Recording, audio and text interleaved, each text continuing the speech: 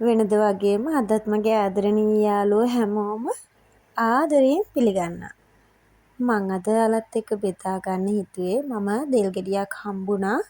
ඉතින් අපිට එකක් වැඩි හින්දා භාගයක් උයලා භාගයක් අටකොස් දැම්මා.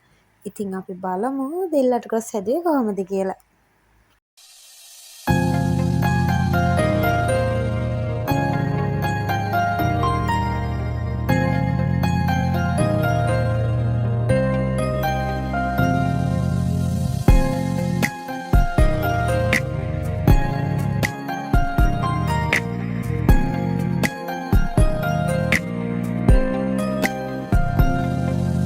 හින්දෑරි මල් පිපිච්ච පාට නිම්නයේ නුඹ පාවෙලා වගේ ඇවිත් ප්‍රේම අසපුවේ සඳකැන් නිවාලන්න මේ යාමයේ ඉර ආවත් නැතත්කම් නෑ වගේ ඉතින් මේ කපාගත්ත දෙල් ටික හොඳට අවුවේ වේල ගන්න ඕනේ දවස් 2ක් වගේ.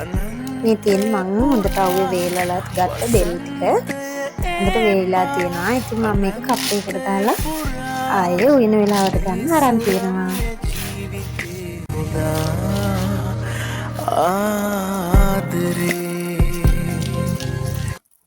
ඉතින් වීඩියෝ එක හොඳයි නම් ලයික් එකක් දාලා කමෙන්ට් එකක් දාන්න. සබ්ස්ක්‍රයිබ් කරන්න අමතක නොකර. ඉතින් අදට ගිහින් එන්නම්. හැමෝටම සුබ දවසක්.